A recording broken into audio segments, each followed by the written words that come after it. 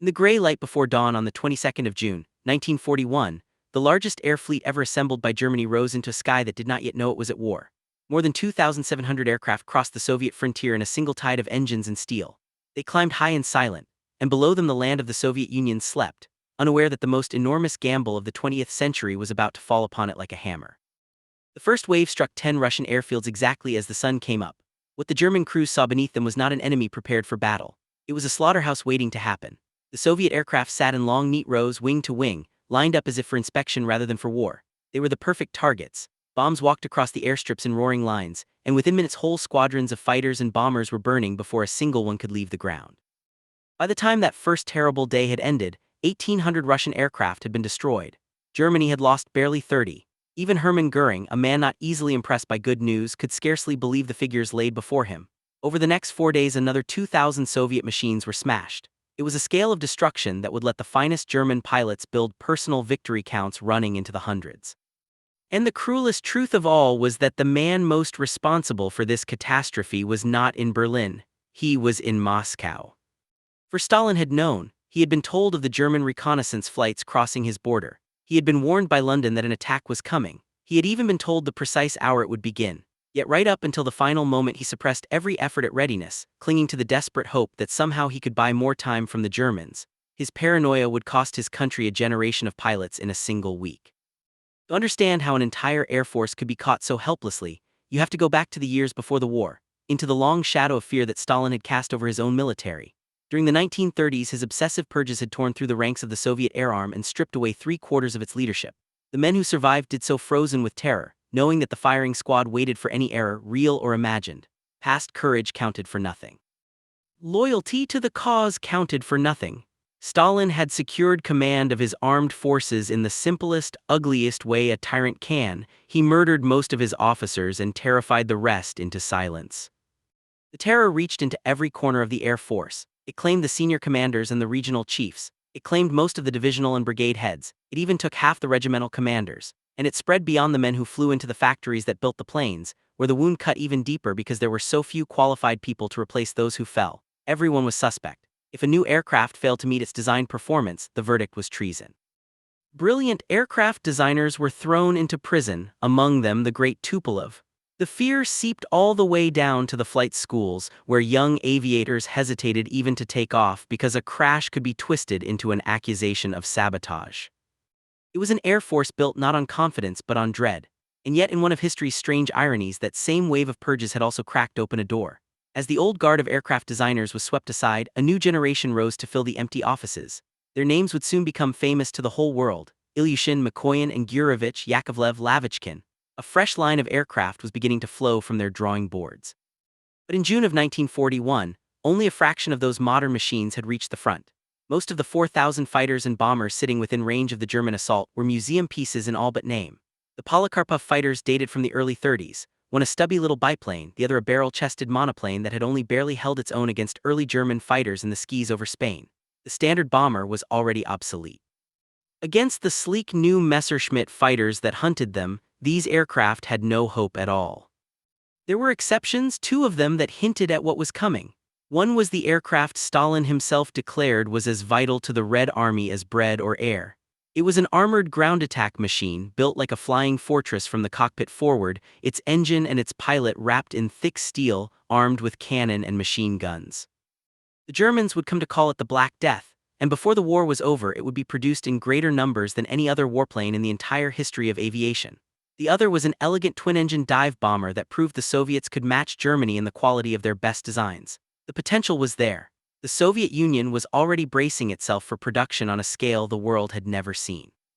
The Germans simply could not imagine it, and the reports of their own clear-eyed officers who tried to warn of Russian strength were dismissed by an intelligence service drunk on its own confidence.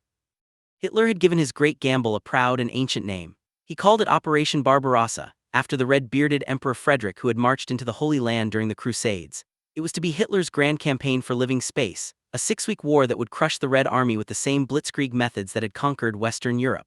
After Russia fell, he reasoned, there would be a leisurely pause to turn back and finish Britain. His forces were colossal. more than 3 million men in over 160 divisions, and a Luftwaffe that had stationed nearly 2,800 frontline aircraft along the border, fielding its very newest models, the best version of the Messerschmitt fighter and the proven Junkers and Heinkel bombers. And for a while, the plan seemed to be working exactly as designed. With the Soviet Air Force shattered on the ground and command of the skis briefly Hitler's armies rolled forward like a drumbeat. Vast pincer movements swallowed entire Russian armies whole. Minsk fell in mid-July. Smolensk fell a week later. In the air, the carnage continued without mercy. The Russian bombers that had survived were ordered up against the advancing German columns, and the inexperienced crews flew in tight, rigid formations, holding their course and altitude with parade ground discipline. They were shot down in droves, many never even reaching their targets. The situation was so desperate that they were sent out not only without fighter escort but often without rear gunners. Because the lone pilots feared their own firing squads more than they feared the Luftwaffe. The German chief of staff, a man who privately despised Hitler, wrote in his diary that the war had been won in the first 2 weeks. But the same general noticed something that troubled him deeply. For every dozen Russian divisions destroyed, another dozen seemed to rise from the empty air. The enemy was bleeding, and yet it would not fall. And then, beneath the noise of the front, the Russians performed a quiet miracle that would decide everything. In the middle of the chaos, they uprooted nearly 1,500 factories of the aviation industry and moved them almost brick by brick to new sites far behind the Ural Mountains. 10 million workers traveled east on freight trains alongside the machinery they would operate. The conditions were brutal beyond description. But within 90 days, aircraft were once again rolling off assembly lines, now safely beyond the reach of German bombers. Production had dropped by a third during the move, then it climbed higher than before. While that quiet miracle unfolded, Hitler hesitated. He did not press the attack on Moscow in August. Instead, he paused, wavering, uncertain what to do next, and squandered 6 precious weeks. When at last he ordered an all-out assault on the capital in October, the season had turned against him. His tank armies tore the Red Army apart so completely that all contact with Moscow was briefly lost. Then the November rains came. The Russian roads dissolved into a lake of mud that swallowed exhausted vehicles whole. And at that very moment, with Moscow almost within his grasp, Hitler made one of his gravest errors, pulling a powerful air fleet away to Sicily to support his ally in North Africa. He stripped the force facing Moscow of the air power it desperately needed. The German spearhead reached a point just 19 miles from Moscow. There it stopped. And then the winter came, the harshest in 20 years, and it began to feast on the invaders. The Luftwaffe watched its strength shrivel into a nightmare of breakdowns and frozen machines. Only 15% of its trucks in Russia were running. Its aircraft stood for days in the open, ice-chilled in sub-zero cold, started only by desperate measures that included lighting open flames beneath their engines. The few heaters meant to warm the motors were used instead to free the ground crew's frozen hands from their own tools.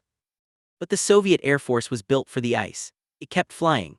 While German strength on the Moscow line collapsed to barely 500 working aircraft, the Russians had 1,000 operating freely from good airfields. For the first time, they could fly with something like freedom. Supporting their advancing troops as Marshal Zhukov, the man who had saved the capital, launched a massive counterstroke on the 5th of December along a line stretching hundreds of miles.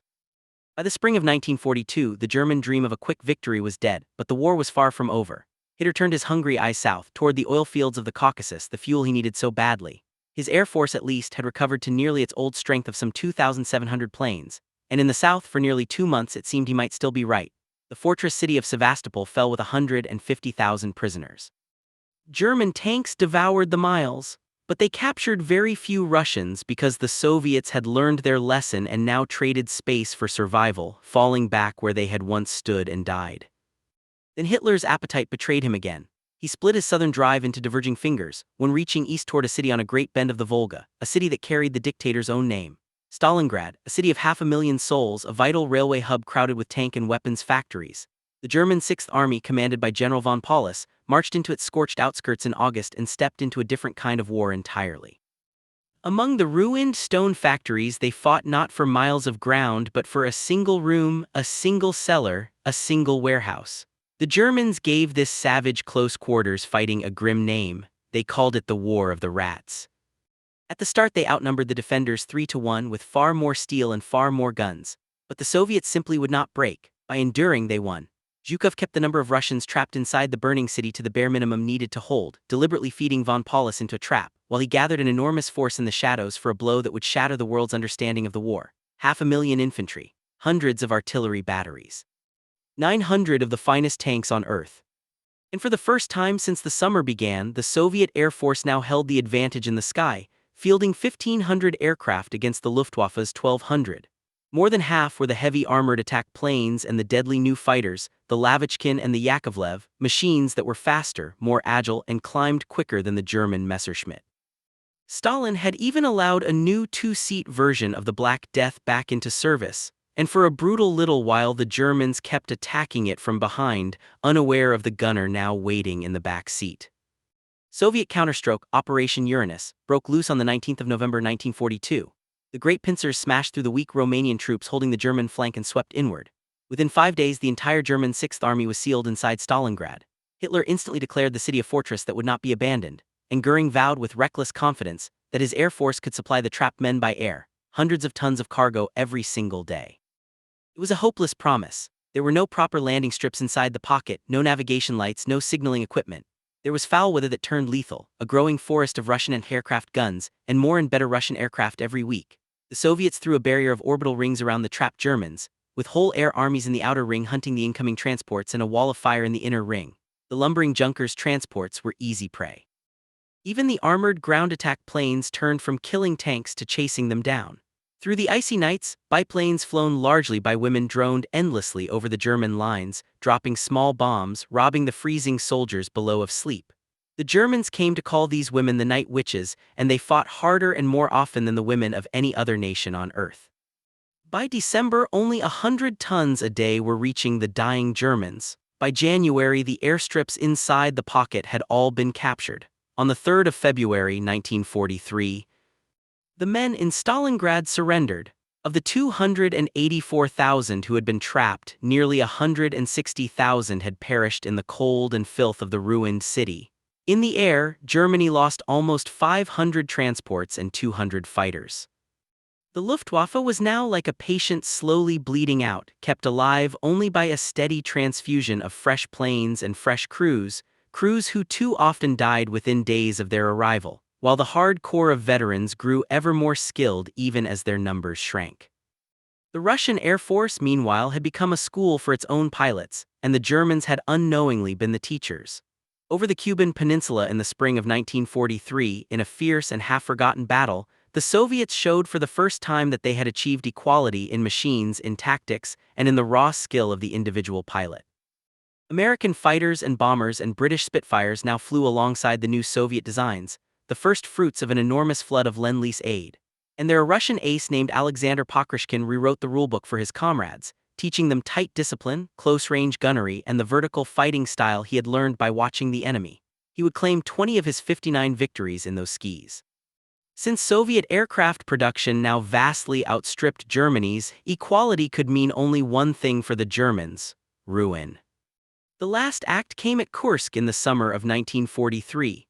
The front had bulged outward in a vast salient, 100 miles wide and 150 long, and Hitler, against the advice of his own generals, resolved to pinch it off in one final great offensive. But the Russians had read his intentions perfectly. They had time to build 8 concentric rings of defenses, packed with field armies, 20,000 guns, and hundreds of rocket launchers, and they waited, eager to let the Germans exhaust themselves against the iron and then strike back. The first day of Kursk almost recalled the joyous hunting of Barbarossa, with the Luftwaffe scoring lopsided victories. But it was an illusion. The newest armored attack planes circled over the German tank columns in what the crews called the Ring of Death, diving again and again at the thin armor of the rear until every tank was wrecked or every bomb was gone. For 8 long hours the greatest tank battle in history raged, each side covered by its own aircraft, and when night fell it was the Germans who crawled away from the field. The minefields, the ready defenses, and the vastly improved radio coordination of the Soviet Air Force had broken the spear. At Kursk, the age of the Blitzkrieg ended for Germany. For Russia, it was only beginning. After Kursk, the Soviet Union never again let go. It pressed forward relentlessly, blow after blow, somewhere along the line at all times, keeping the Germans forever on the defensive with no gap in which to breathe. The Luftwaffe was shuffled from crisis to crisis, fully enslaved to the desperate needs of the ground armies.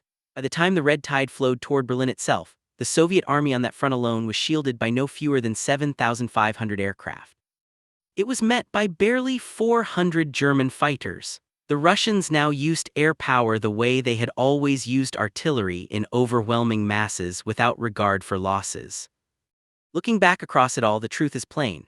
There was little the Luftwaffe could ever have done to change the outcome in the East. Hitler's bold bet against the Soviet Union had trapped his nation in a war it could not win, and his airmen flew their part of it nearly flawlessly, even under the most punishing conditions imaginable. But the odds against them were crushing. There would still be 27 more months of bitter fighting after Stalingrad fell, yet the result was no longer in doubt. At the last, the blade of Hitler's air weapon, once the sharpest in the world, had been ground down to nothing on the cold and endless steppe of Russia.